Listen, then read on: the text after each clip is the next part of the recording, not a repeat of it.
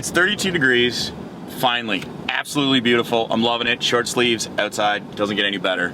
It's also rental income property season here in London.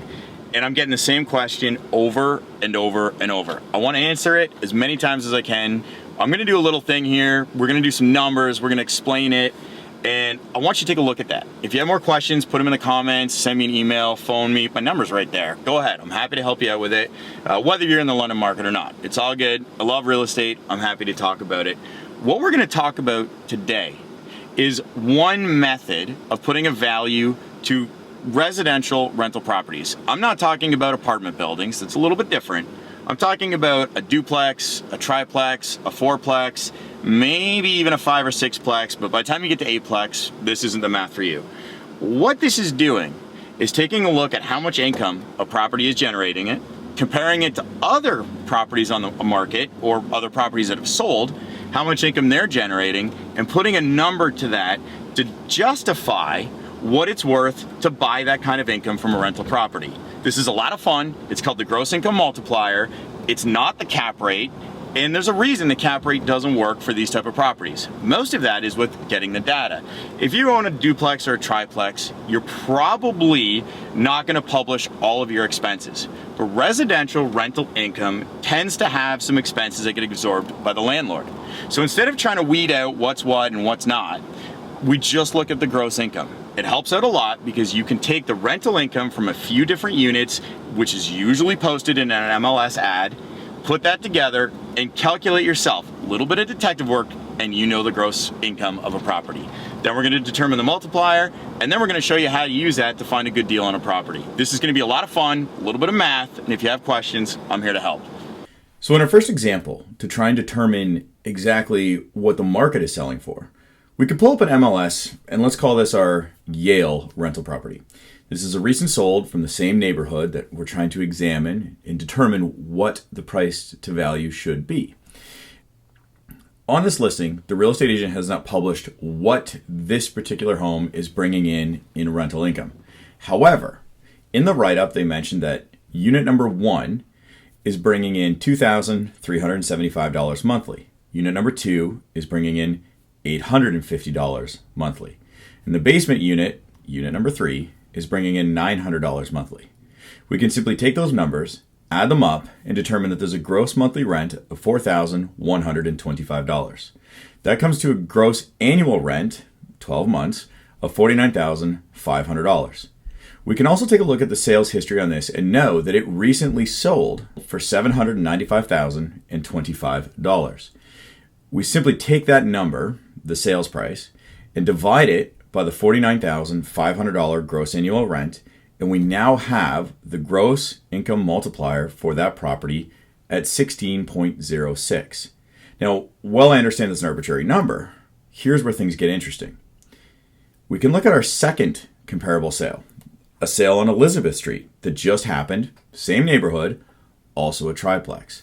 This sale sold for $560,000. The realtor has posted a gross annual rent of $38,520. We can simply do the same calculation, sale price divided by gross annual rent, and we now have a gross income multiplier of 14.54, which leads us to our third comparable sale. This is a home on Central, also a triplex, and it is recently sold for $675,000. Our unit number 1 is renting for $1,100 a month. The second unit in this building is rented for $1,200 a month. The third unit is rented for $1,300 a month. Now this is important to understand. Again, the realtor hasn't summarized the income for us. It's available in a write-up. We can do a very small amount of detective work and come to the conclusion that there's a gross monthly rent of $3,600. In other words, $43,200 annually. We can now take $675,000, divide it by $43,200, and have a gross income multiplier of 15.62. Now this is really interesting. If we look at the last 3 comparable sales we did, we have a price range in sale prices with a low of $560,000 to a high of $795,025. That seems like the numbers are all over the board. But when we examine those sales prices compared to the income that's being generated, we suddenly have a very tapered number between 14.54 and 16.06. That's close. So maybe if we were going to do some detective work and decide what we wanted to pay for a property, we could just maybe say 15 is a good base point, a reasonable gross income multiplier. So for an additional point, because understandably there's a lot of numbers being thrown at you in a short period of time, let's just take the same sales price. Say $575,000. Make it in 3 columns. Column 1, column 2, column 3. For column 1, say fictional sale number 1. Pretend it sold for $575,000. The gross income on that property annually, say for example, is $25,000. If you take the $575,000 divided by $25,000, you get a gross income multiplier of 23. If we go to column 2 and we say fictional sale number 2, just for example, same sales price, $575,000. Gross annual income for fictional sale number 2 is $30,000. That would give us a gross income multiplier of 19.167. Let's go to the third column. Fictional sale number 3, same sales price, $575,000. The gross annual income for this, say, is $35,000. We now have a gross income multiplier on that one of 16.42. Now, if I was a business person, I would want to grab the lowest gross income multiplier here. Why? Because I'm paying the same sales price, but generating additional income. Now, we could put an asterisk on that and say there's always additional factors that need to be considered. Things like condition, things like location. Hypothetically, for this example, we're saying similar location, similar condition.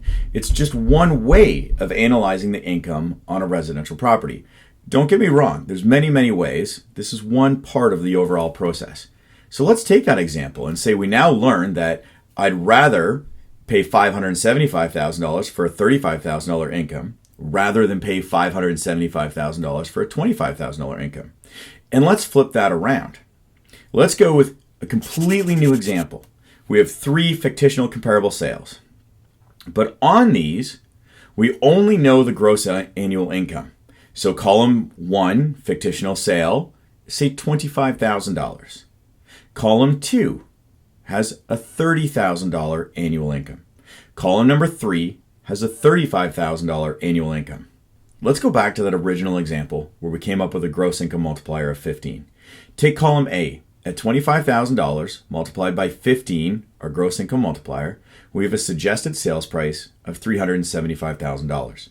If we go to column B and we take $30,000 of annual income and multiply that by the same gross income multiplier of 15, we have a suggested sales price of $450,000.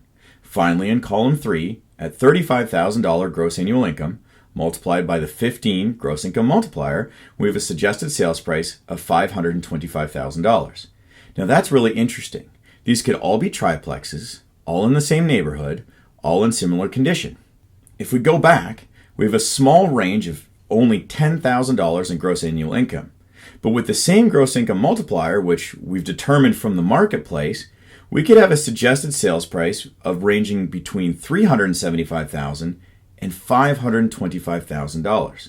So someone might say, well, that doesn't really seem practical, but it's incredibly practical. So let's go back to that fictitious way of looking at things and use 3 examples that don't really exist, but would be a really great way to think. So let's do some practical application of how we actually use this in the real world. So let's pretend there's 3 properties available for sale in the market. I bet you guys are noticing I love columns for this. In our available sale number 1, the asking price is $425,000. The gross annual income is $27,000. In column number 2, our available sale number 2, the asking price is $475,000. The gross annual income is $31,000. In column number 3, our available sale number 3, the asking price is $395,000. The gross annual income is $28,000. If we just looked at this too simply, we might make the mistake of saying at $28,000, that's not enough money, and $27,000 is even less. So you should just buy the one for $31,000. But we know that the market is paying a gross income multiplier of 15, using the very first example that we looked at.